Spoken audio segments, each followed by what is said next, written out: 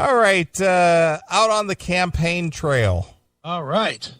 As you know, we are in a very heated election cycle, the campaign cycle. Presumably, Killary and Donald Trump will be the candidates. Okay. Well, Hillary, being the pandering cunt that she is. Hey, that could be our next president. Regardless. A little respect, please. Sure. The way I respect Obama. Mm-hmm. Well, being that she panders to anybody and everybody in any demographic to show that she's down with the people.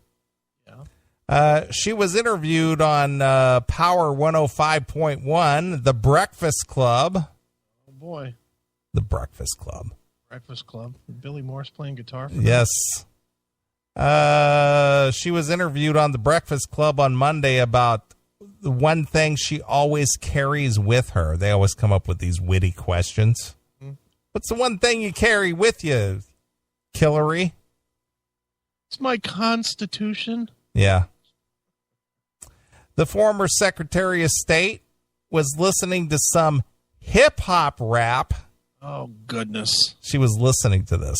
Sure she was. The 70-year-old dried-up old lady was listening to some hip-hop rap. Sure, she gets on the plane and just throws on some T.I. and gets down. Sure. Right. And she was amazed to find out that she carries hot sauce in her purse, just like Beyonce. What?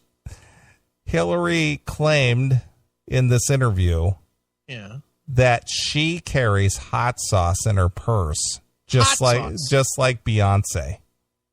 Hot sauce. Like Frank's hot sauce. You know hot sauce? Yeah. Who does this? Well, I have seen this and I know of it. Okay. A lot of quote unquote African American folks will carry hot sauce. Really? Yeah. I was unaware. To put on their food at restaurants and whatnot. Okay. They carry a little bottle of hot sauce. But they serve that at the Taco Bell. Sometimes, well, sometimes, but it's not always. I didn't know they ate at other places. Sure.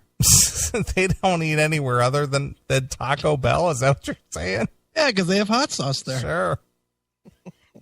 Her answer of hot sauce surprised the host, who claimed she was pandering with her response. Nice. I love it. They called her out on it? They did. Oh, this is great. Because Beyonce mentions hot sauce in My Bag Swag in her latest song called Formation. Okay. Sheriff David Clark, who happens to be an African-American, a black guy, argued Wednesday on the racist news network. That would be Fox, right?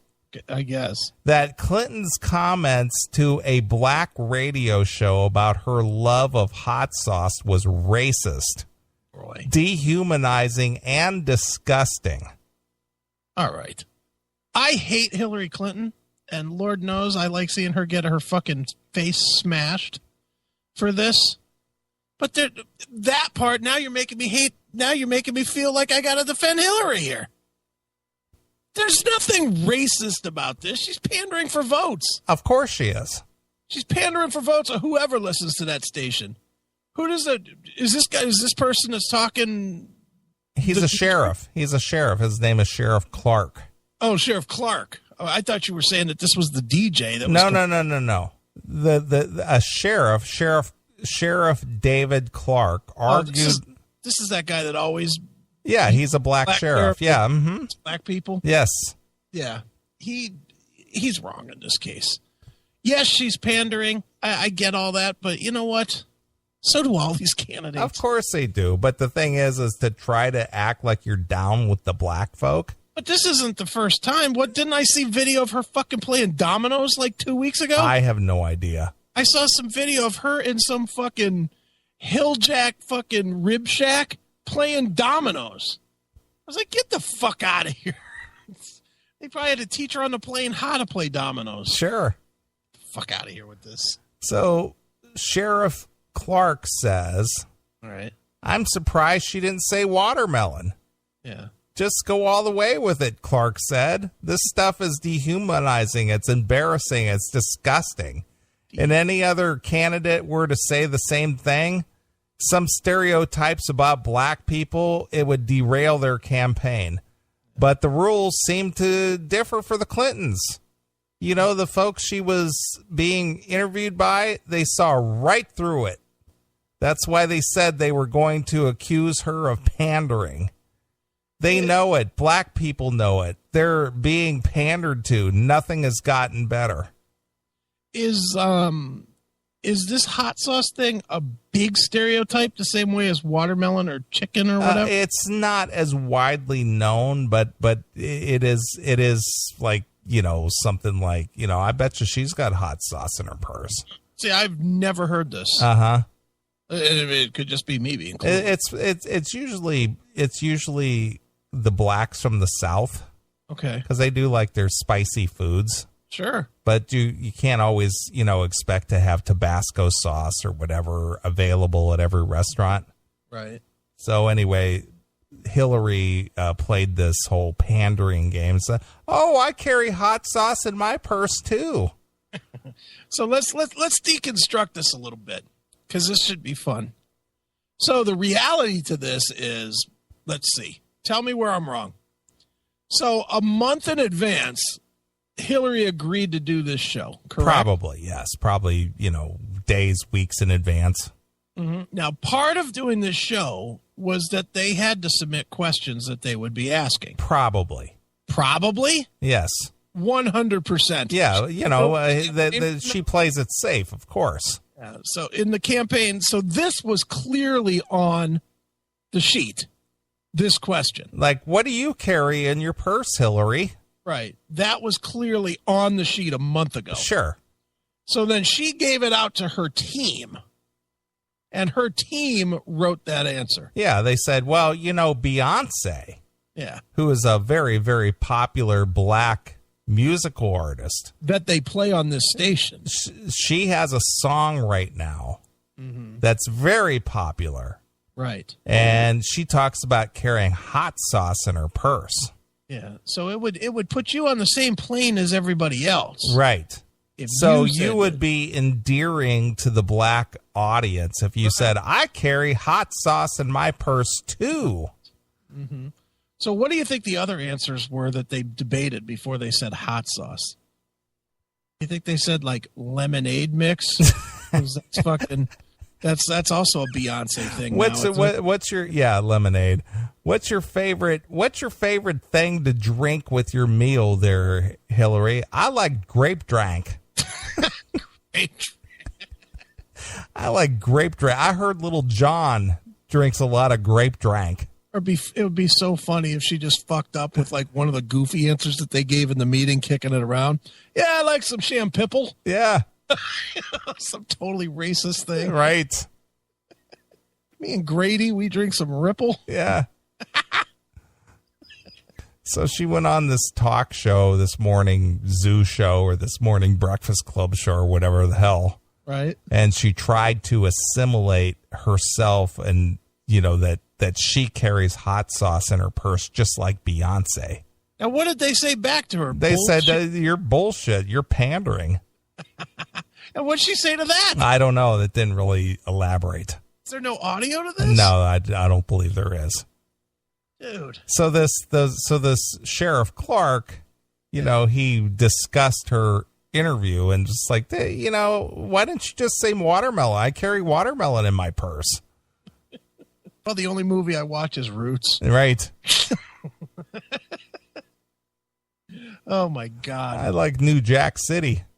Yeah. Who's your favorite president? Well, there's only one. Lincoln. Right. Clinton's talk with the New York Mayor Bill de Blasio about CP time, that is colored people's time. That's right. Didn't go over so well with some folks, but she didn't feel no ways tired. Yeah, no ways was she tired. Yeah, she didn't feel no ways tired. And once again, went out on a limb, proving she is an OG, that is old grandma. I never seen Hillary with a purse. Maybe Huma Abedin. Is that how you say her last name? I don't know. Abaddon? Abedin? No, it's Abedin. I don't know who that is. That's Anthony Weiner's wife. Oh, I have no idea who that is. Maybe Huma Abedin carries the hot sauce in her bag for her. Wow. Hillary has no shame in pandering and will do and say anything just to impress Beyonce, Black Lives Matter, and Al Sharpton. The fact is, nobody has suffered more under the Obama administration than the blackmail. If Hillary is elected, expect more of the same. Hail and kill, caller, you're on the air. Isn't it funny that Chris, the champion of all, all types of freedom of speech, especially if it's racist or basically assholish, now he's all ready to climb all over Hillary for this pandering? I'm not. No, I'm not. Yeah, you are. No, I'm definitely. Oh, for the pandering part, yeah. But I was not for this Clark guy. I thought this Clark guy was from the station, and I was like, nah, he shouldn't be. No. He's like the token Negro. See? He's like the you token bigot. Negro. You're just being bigoted and calling him an Uncle Tom. No, I'm calling him the token Negro that Fox News trots out whenever they need a black person to leaven something that might be sort of racist. But yeah, since Stacey Dash caught a lot of fire.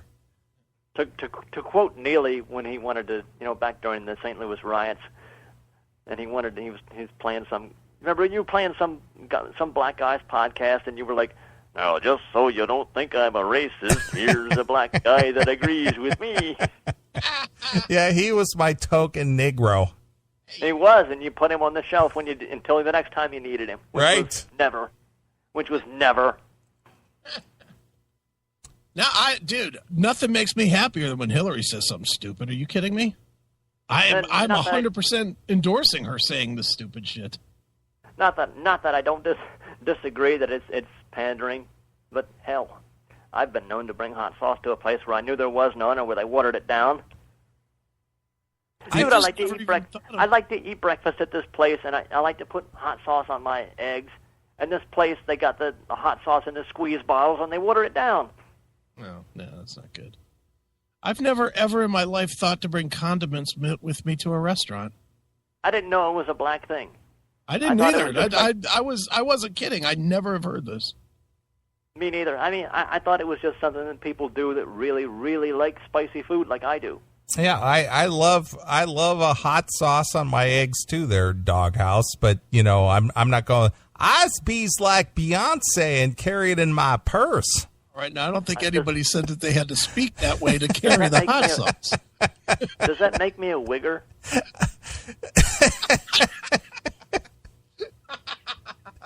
I's nose weighs tired.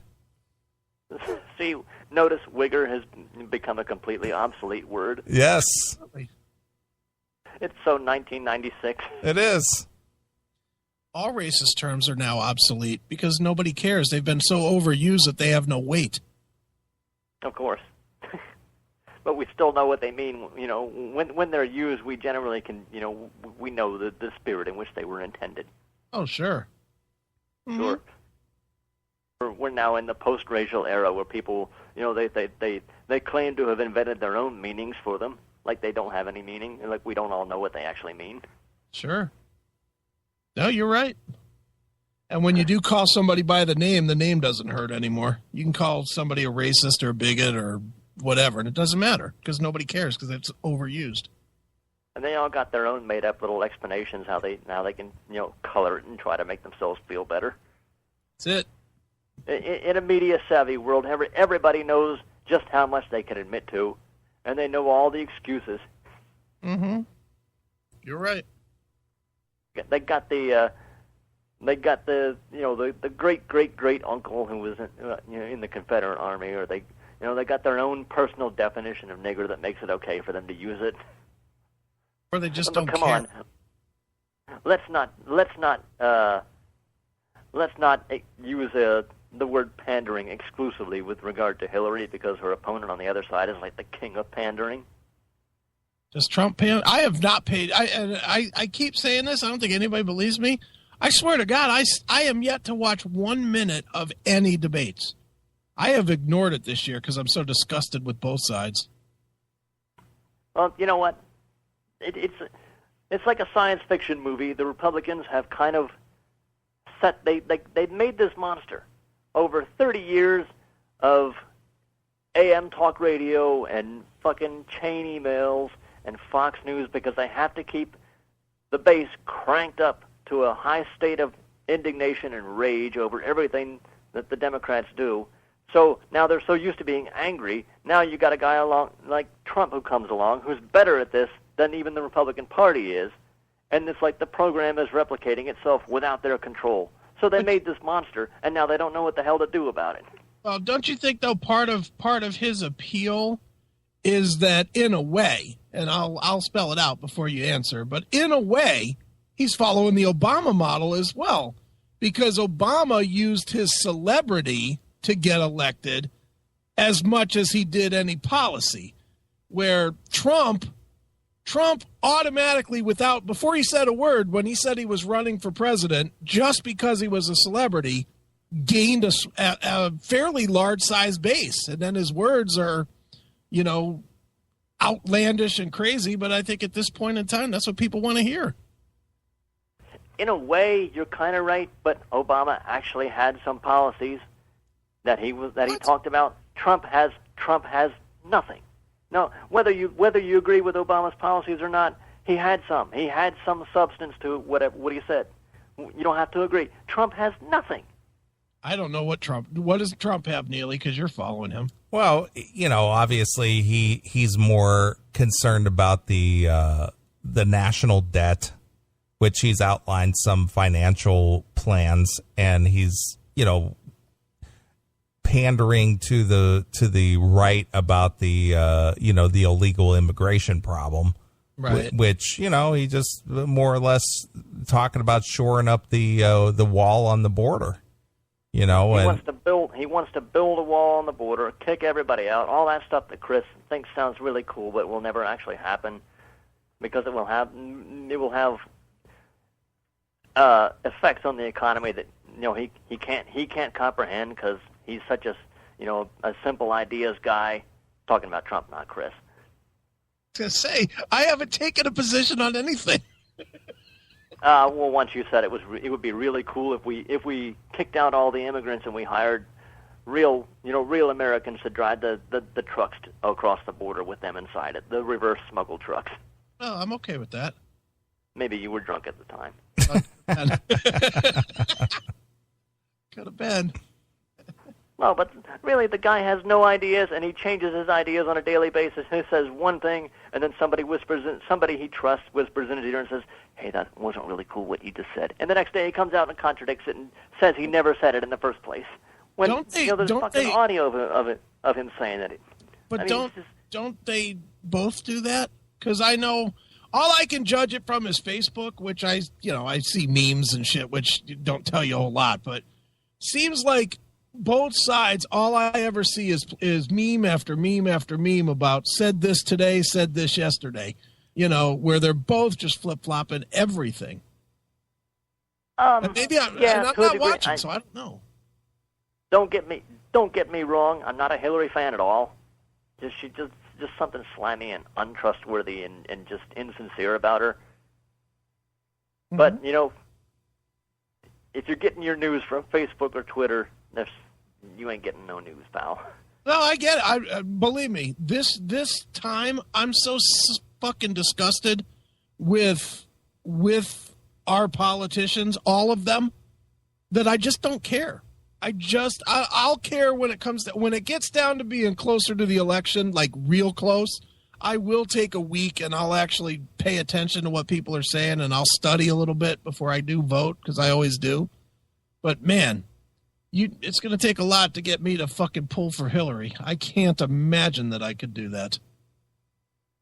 Well, you're the kind of voter that Trump is aiming for. He's aiming for the kind of person that just listens to sound bites and looks at Twitter and Facebook and, says he'll study up on it later. Yeah, but I always do. There's a difference, Doghouse. I always do. I'm usually very, whether you agree with my points or not, just like you're saying here, it's hard to claim most of the time that I don't know at least my side of what I'm talking about. More so than the average, Yeah. old guy down at the diner. Yeah.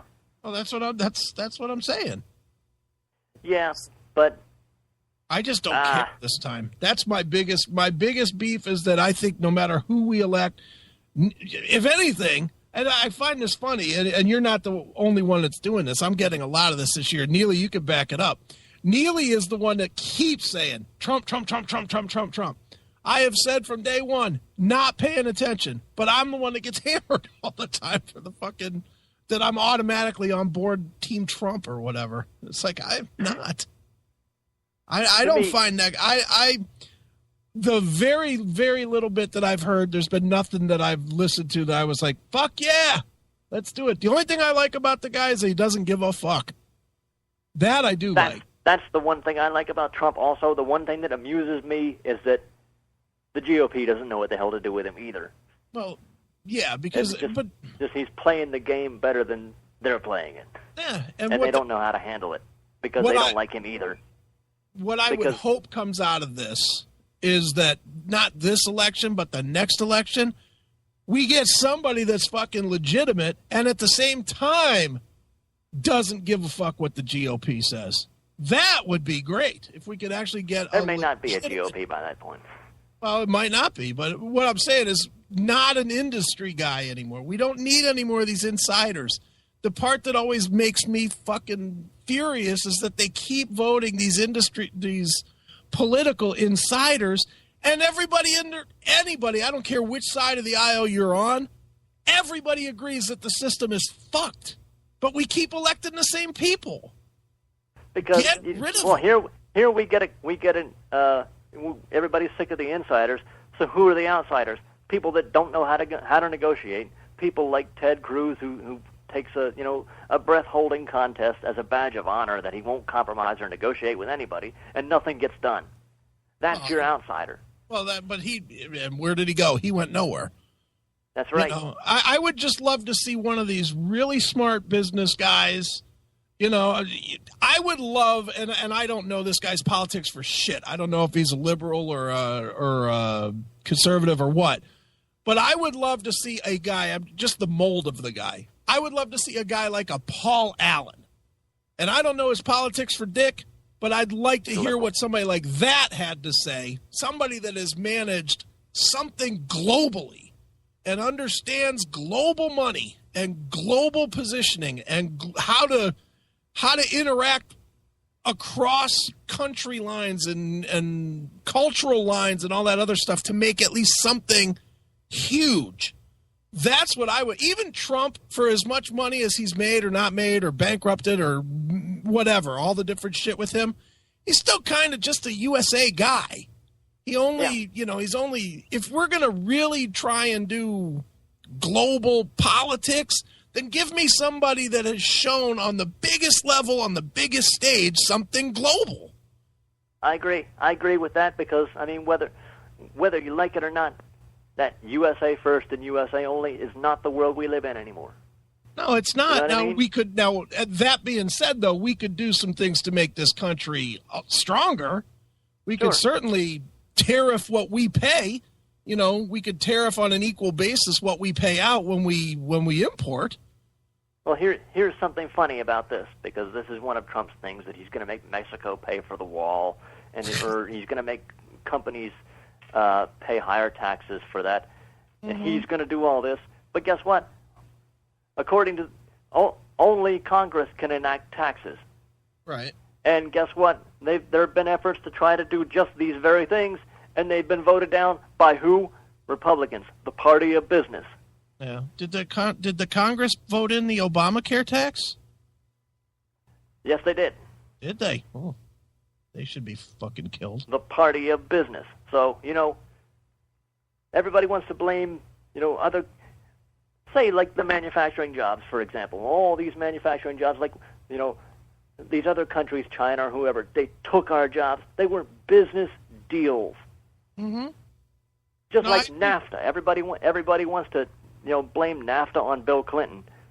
You know what? Bill Clinton signed the implementation legislation for NAFTA. NAFTA was negotiated by George H.W. Bush, voted in by that Congress. Mostly, it was more Republicans than Democrats voted for NAFTA, but Bill Clinton gets the blame for it because they got pictures of him signing the implementation legislation for something that was already done. And believe you me, Doghouse, like if you want to go to George Bush too, I wish this guy would get brought up on charges just for that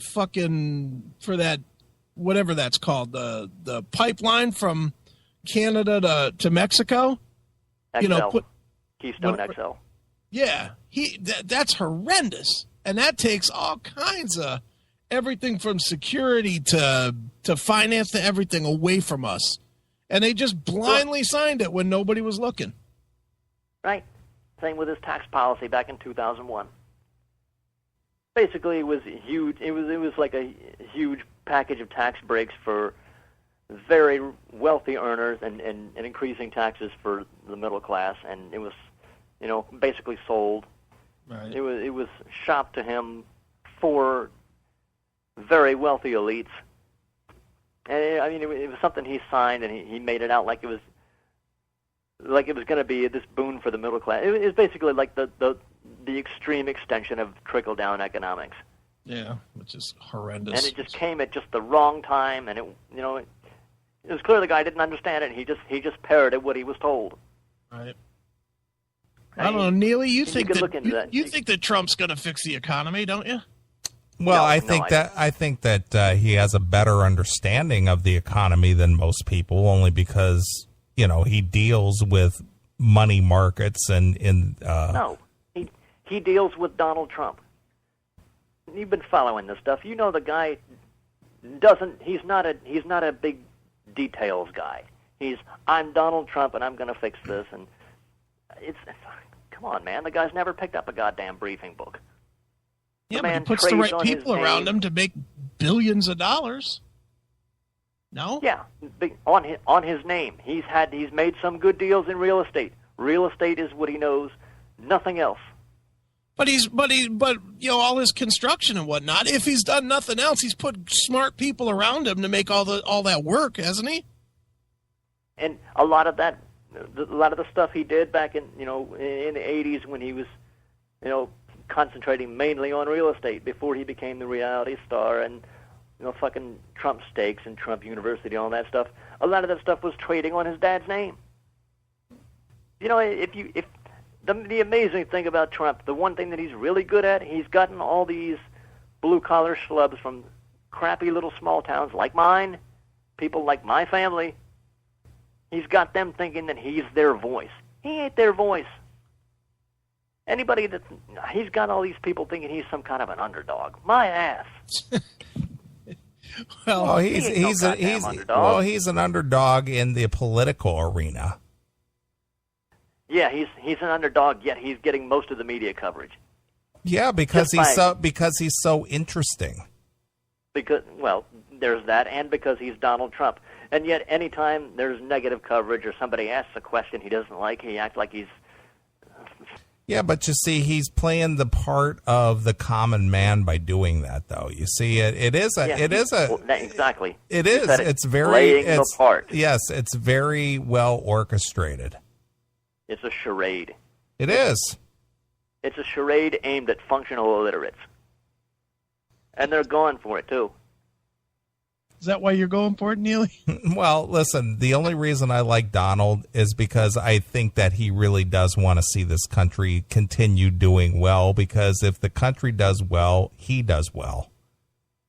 Or he does well regardless of what the country does. Well, I understand, but my point is that he looks at this country. I mean, he's obviously made his wealth by being a citizen and being a businessman in this country. And I'm sure that he's seen a lot of the bad deals that the government has made, or bad decisions the government has made. Yeah, he's smart enough to capitalize on good or bad economies.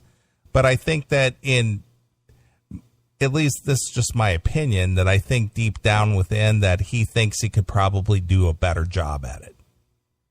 But to do a better job, you actually have to learn some facts, and you actually have to have more than a surface level understanding of issues. I don't think this guy actually knows what a president really does. Well, but I'm going to go how governments actually work. Yeah, but I'm going to go with Chris that he's smart enough to surround himself with people who do know. But he's just going to guide the ship. But the people, that do know, and he's got smart people around him. There's no arguing that. He's got very smart people around him, and I'm sure that he will take whatever advice or input that they have to help him, govern the ship. Like now, when he's got these people around him that are telling him that he needs to act more presidential and tone stuff down and stop with all the bullshit, and yet he still goes after every shiny object. He's obviously having a hard time listening to those people. No, I think they understand that people like that brashness that he exhibits with the saying what's on your mind and not necessarily. But you remember Trump 2.0, right? How we were supposed to see this new version of Donald once he clinched the nomination. Yeah, it's like the rock stars conundrum. Do I play the new stuff or do I just play the hits that people want to hear? Right. But see, people seem to enjoy that, though, the fact that he will just, be uncensored more or less and just say what he thinks, because people are going, yeah, I can kind of relate to that. It's about time somebody said something like that. See, now that's what he does. And when you get right down to it, what he does is cause emotional reactions in people. True, absolutely. It is an emotional thing. You ask anybody, it's always going to be some version of he says what we all think, which is what that means is he validates our feelings, which means he makes us feel good. Right. Feel. Hold on, Doghouse, because you're castigating that, but Obama with Hope and Change did the exact same thing. The exact same thing. That's true. But again, he had substance. He had substantive things that he talked about at the same time, whether you agree with him or not. He actually came off as better versed in the actual issues. I remember, because I don't know, maybe I'm losing my mind, but I remember when he was running, when he was Senator Obama, that everybody was up in arms screaming that the guy never said what he was going to do. Yeah, he went through that phase, and then once he won the nomination, he said what he was going to do. Once the momentum started going in his way, he started talking more about what he was going to do. I remember a whole lot of, we're going to have hope and we're going to have change. It's time. It was kind of the emotional theme of the message. But again, that's what Trump does, except he doesn't back it up with anything. Yeah, Obama did the same thing, but eventually he did turn it around, and he did it, earlier than Trump is doing it. Then in fairness, and if I'm not being fair in this assessment, tell me. In fairness, then, we got to kind of wait for Trump to get rolling into the general, the general run-up, because that's when he's got to present his ideas, when he gets into the direct debates with Hillary and whatnot, no? Yeah, and he has to, because Hillary will tear him apart in a debate. Because as long as she just sticks with facts, she will tear him apart because he doesn't know any facts. Yeah, but by the time the debate time comes, believe me, he'll be well versed. Trump is not. He'll have to be. Well, Trump is blown off stage. Right. Well, Trump is not going to be one of these people who's going to allow Hillary to embarrass him. It's not going to happen. Well, he's going to have to say more than how ugly she is, or how your husband cheated on you and all that shit. You got to bring more than that. I agree, but by the time debates and things roll around, believe me, he's going to have that, and he's going to have that together. Honestly, based on what I've seen, and based on this guy's been in the public eye for 25 years. I don't know that he has that in him. I do. All I'm seeing is showmanship. Well, it is, but that's a lot of what it has to do with. And believe me, he's got a group of people around him that have been directing his actions. You know, he comes off as like, you know, kind of like a loose cannon. But believe me, I believe a lot of that is orchestrated. It might be, but I think he's one of those characters that you see in movies or books. He thinks he's real smart and he talks a good game, but he's not as smart as he thinks he is. And he's not as much at gamesmanship than he thinks he is. Sure. Well, one thing that I like about him on a personal level, that I've watched his after primary speeches when he's, you know, made a big primary win or something, and he comes out and makes his speech. Unlike Obama, this guy doesn't use a teleprompter at all. You know, he started to now. Well, I understand because he's got to be a little more structured. But up until this point, the way that he comes out and just talks to the group and talks to the crowd and talks to the camera and just, you know, the way he just speaks to you, it's almost like, yeah, you're all my friends, you know, and I get it. I get the whole, you know, act, if that's what you want to call it. But that is what's endearing to a lot of people, because he just comes out and speaks on your level and just like, hey, we had a great night tonight. You all came out, you worked hard, you rolled up your sleeves. And Hillary's over there, I am going to bring change. I am going to blah, blah, blah. You know, she does this whole rhetoric, and he's just like, yeah, we had a great night, and, you know, everybody worked hard, and you people especially, and, you know, he just kind of like talks to you like, hey, I'm your good buddy, you know? And that's what's endearing about him.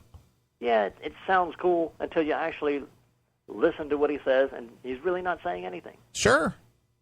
His I get that. Speeches are just he just wings it for 90 minutes and really just rambles. He does. But the thing is that it's almost comforting in some regard. It doesn't sound like he's preaching at you. He just sounds like, hey, you're all part of my friends. You're part of my circle here. You know, thanks for making this happen tonight. Again, emotional reaction. I agree. I'm not going to argue that, but that's his appeal. That's his appeal, and it's. I know we talked about this before. The three types of rhetoric: the ethos, logos, and pathos. Right? Ethos appeals to your sense of right and wrong. Logos appeals to your sense of logic, and pathos appeals to your emotions. Right. And pathos is the easiest one to do. That appeals to the most people. Yeah, to your vanity. Yes, it's lowest common denominator stuff. Mm-hmm. It's cheap. It's low-hanging fruit. But it's effective. It's effective, but there's nothing behind it. I agree. But you see, the majority of people, unfortunately, Doghouse, are not like yourself and not like us. And, you know, they don't give that enough thought. They just go, yeah, that guy's cool. Yeah, I'm going to throw my vote toward him. They don't go, right. You know, a lot of being said here, but not a lot of substance. Most people don't think that way. There's a reason that these talk shows can go out and do these all those interviews that they constantly do, where they read the other guy's quotes and get the people saying that they'd vote for the guy, even though it's against what they're allegedly for. You know, it's because, you know, you're talking about low-hanging fruit. Most of the people fucking won't lift their arm to get that fruit. It's got to be handed to them. It's got to be spoon-fed to them.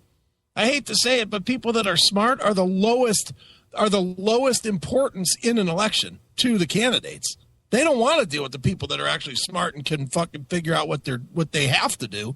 They want to deal with the dumbbells that believe they're going to get free phones and free houses. That's what they want. Or we're gonna kick out all the wetbacks and get our crappy factory jobs back. Same exact thing. Same exact thing. If liberal Democrat, but it's the same thing. Those are the people that they want.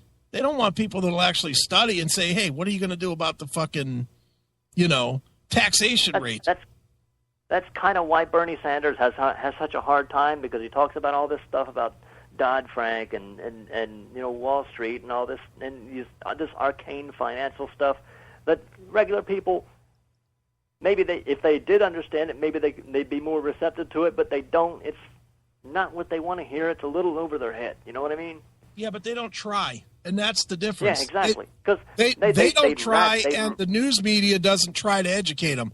In the old days, at least in my lifetime, in the late 70s or whatever, when you watched a presidential debate, they spent time explaining the issues. That was always the first two questions was explain, or the moderator would say, well, this is what's broken. And this is why it's broken. President so-and-so, how will you fix this in your next campaign? And candidate whatever, sure. What would you do different? Now they don't even do it. Now it's just a fucking television show. If somebody tried to, a moderator tried to explain what was broken and why it was broken today, they would be accused of being, a fucking goddamn tree-hugging liberal or whatever it was. And they'd be accused of not being impartial, and they call for their head. I mean, you read newspaper coverage, Mm-hmm. Everybody bitches about how, journalism's not objective anymore. If you read newspaper coverage from, 100 years ago of just any kind of event, it would just be way over the heads of the average reader these days. Just the way they word things and the way they describe things and explain things. It was just such on a higher level than what we get now. It didn't lead you anywhere. It left you to think about it, is what it did. Now it's all spoon-fed. It's okay, well, it's the Huffington Post, so we're going to lead you this way. Or it's Fox's clips from Fox News, so it's going to lead you this way. And instead, there is no, okay, there was a fire. It started in this bedroom. The police chief says this, the fire chief says this. Stop. There's none of that. Instead, now it's there was a fire, and quite obviously the wiring had to be bad because blah, blah, blah, blah. They lead you all the way to their conclusion. And you're right. It's a different ball game now. People are so stupid now. They don't have to think. And, on the worst level, I can't stand when people text me because the spelling's all fucked up. And it's a product of today's world. Everybody's so goddamn lazy that they won't even fix a sentence when they're texting. It's fucking ridiculous. But it's the way that the media and the society has gone, where everything has been catered to the stupid to where you're almost an outcast if you're not stupid. Sure, I agree with that. And if Trump wins, the stupid shall inherit the earth. Wasn't it like H.L. Mencken or somebody who said that you never go wrong when you never go wrong? And all right, fuck it, I gotta piss. I know you don't want to hear that, so I am signing off. All right, Doghouse. Fuck you, pal. And there he goes. See, you have to come in these discussions this year, dude, because I'm literally out of the loop. Right. I just don't. And I hate that I'm out of the loop, and I probably should spend a little more time paying attention to it. But I just feel like we're fucked either way. Well, again, this is herein lies my philosophy. Okay. And then we'll wrap this up and get out of here. All right. Trump started out with a candidate list of 17 people. Okay. 17 people were opposing him, vying for the presidential nomination. Okay. He outlasted all 17. Okay. All right. A majority of those 17 people are politicians. Right. Okay. Just for point of reference, how many were on the last election against Romney? All politicians? No, just how many, you're saying he outlasted 17 to get to the I think there was only like 10. Okay, so he outlasted more. Oh, yeah. Okay. Mm-hmm. And the thing is that the only ones that were non-politicians in this group was obviously Trump. Right. That Carly Fiorina, the former Hewlett Packard president lady. Right. She flamed out in a hurry. Yeah, she flamed out. And then that, of course, Ben Carson. Right. You know, he's former surgeon. Right. Rest of them, politicians, all of them. Mm-hmm. Whether they were in Congress, Senate, representative, governor. Sure. All politicians. Mm-hmm. Trump outlasted all of them. 17. Right. And they said from every turn, one thing I do know is every time I turned on the TV, it was, is this the thing that turns? Yeah. Is this the end? Does this spell the end for Trump? He said this. That's clearly going to be it. Yeah. This just sunk his campaign. Yeah. Saw that a lot. It just made him more popular. Yep. So going from that, and I know this is not what you base a presidency on. Yeah. What I base my thoughts on where Trump is concerned, this guy does not fail. Okay, granted, they go, oh, well, he had a casino, he filed bankruptcy on this business or that business. Yeah. But that's just commonplace in any business. Mm-hmm. Every big business out there probably has had a failed division or something that happens. That's just part of business. Yeah. But in general, Trump is a winner. He's successful. And I don't see him allowing himself to fail. Say he does get the presidency. Mm-hmm. I think Trump will do everything he can to be the greatest president ever. Because that's just who Trump is. Okay. He's braggadocious. Yeah. And he's one of those guys that says, I'm the greatest motherfucker that ever lived. And I think that he would bring that into the White House if he were to win the presidency. To say, you know what? I'm the greatest fucking president that ever occupied this White House. And that's him. And a guy like that, I go, you know what? He's not going to fail. Yeah. He's going to go in there and do his level best to be the greatest motherfucker that ever occupied that White House. Mm-hmm. That's what gives me confidence in Trump. Right. You know my theory. The only thing I can't stand is even if Trump is full of shit, not saying he is or he isn't, I really don't know a whole lot about Donald Trump other than, Trump Tower. Sure. But I know this. There's no murders on his name. True. And I can go to the web and find that fucking Christopher Stevens being fucking shocked with the cattle prod and raped and in the streets pretty easily. It doesn't take a rocket scientist to see somebody that was responsible for people letting them be killed. Mm-hmm. There's really not a lot of denying that is what happened. Right. And Trump may have failed in businesses, but he hasn't let people be murdered. Yeah. And I'm sorry if that's a simpleton way to look at it, but, if you look up Clinton murders, there's literally a Wikipedia page. Yeah, I know. I've seen it. About the murders that are associated to the Clintons. Sure. So, was Hillary directly responsible for all that? No. But that's a lot of smoke without any fire. Right. To have 126 murders tied to your name. Yeah. And that's what scares me about this. Sure. Is that one, she's hardcore against what I stand for personally, on most points. And B, if she's not opposed to whacking you if you don't fucking do it her way. And that's scary to me. Right. That's a whole lot more scary than some fucking guy that is, bankrupted a casino or something. Sure. I know what I'll choose. And again, as I keep saying, I think this year just fucking sucks. I'm not confident at all for the next 4 years, no matter which guy gets in there, which person gets in there. I'm not confident either way. And, when it comes down to it, I'll do some research and I'll study and I'll vote with what I believe. Sure. Like I always do. Right.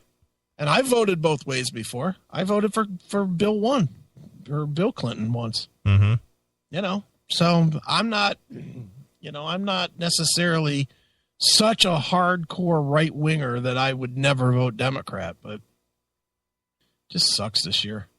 It really fucking sucks. Like I said, that's one of the reasons I like Trump, is because I just don't think, because he is so full of himself, he's not going to fail.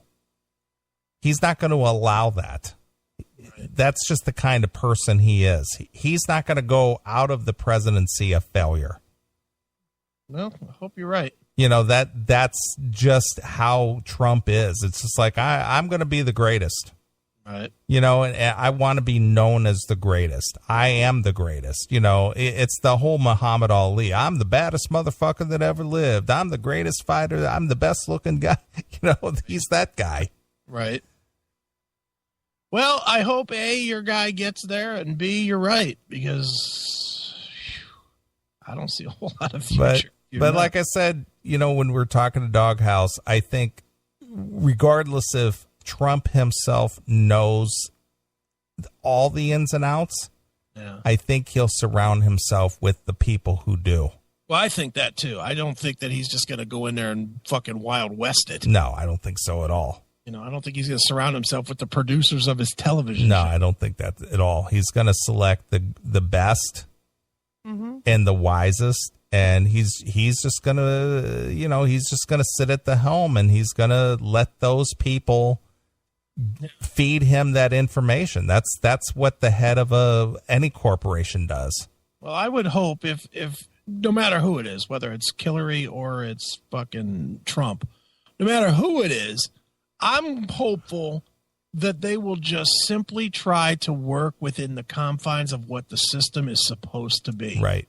This fucking asshole that we got right now, this fucking piece of garbage with his installing czars, his little czar guys to supersede the normal course of business, and the way this guy has fucking, twisted everybody's arm to get things. And when he doesn't get things, he just executive orders it, or he just changes what constitutes a majority in a vote. Fuck this guy. Or he just tells the law enforcement people, the people whose job it is to enforce the law, oh, don't enforce that because I don't agree with that law. Fuck that guy and fuck that mentality. That's the part that I don't care who gets in, really, as long as they start following the fucking rules of law again. The rules of governing this nation. Sure. That's what makes me the most fucking sickened about any of this shit right now, is that we're fucking completely rudderless right now. Nobody can in good consciousness tell me why we have a Senate and a Congress right now. There's absolutely been no reason for them for 7 fucking years. Mm-hmm. Have they done anything in 7 years? Not really. They haven't been able to tell the president no once, because then he just fucking pens it away. So why even have them? If you're going to create a fucking king, then let's just create a king. Right. And I don't want a king. I wish these fucking assholes would remember that they work for us. Sure. Not the other way around. Just that's all I want to see happen in the next election. Do I want Killary in there? No, I don't. But if she went in there and went and said, you know what, fuck this, I'm going to try and work with both sides and try and find, middle ground somewhere to do the people's work, I could live with that. I would try to live with that. Nothing would make me happier than if the Obama fucking, when they get on the helicopter, at the end. Yeah, when they take off for the final time from the White House. I would just love it if that fucker just tipped over and blew up. Just went nose first into the Potomac. Yeah, that would be fantastic. Sure. Ugh, I fucking hate that guy. Ugh. Just just sad, man. As someone that served this country, it's sad that I wouldn't serve again. And I never thought I would feel that way. But I would never serve under this fucking asshole. I would have been like that one dude. I'd have just deserted. Bergdahl. Yeah, Bergdahl. Bo Bergdahl. Yeah, I'd have walked over and tried giving ISIS a try. Sure. Hey, you guys got some better ideas than our fucking asshole president. Let's see what's up. Right. Mess. Yeah. All right. Well, I say we get out of here. All right. Sounds good. I got one final request to get to, and okay, we're going to take us out with some TNT. Sweet. All right. So when is Tony going to come back on the show? I just have to reach out to him and get it done. Sure. Just been a little busy. All right. All right. Well, we're going to leave you with some TNT. I want to thank everybody who was part of the Classic Metal Show tonight. Thanks for tuning in, being part of the chat room and phone calls, et cetera, et cetera. I like the phone calls from the folks from around the world. Right. I like our reach. Yeah. We do a reach around. That's right. We reach around the world. All right. Well, let's get out of here. We'll be back next Saturday. We'll do this thing all over again. I'm going to leave you with some TNT, Deadly Metal. Yeah. So until next Saturday night, this is Neely along with my very good friend Riz Hagen. And we'll see you. Bye, kiddies. We're the leaders of this race. There's no time, pretenders. Shall we haste? I was listening to TNT earlier this morning and listening to that Knights of the New Thunder album from 1984 made me realize how great of an era that was. Hey everybody, this is Tony Harnell from TNT, and you're rocking with Neely on the Classic Metal Show.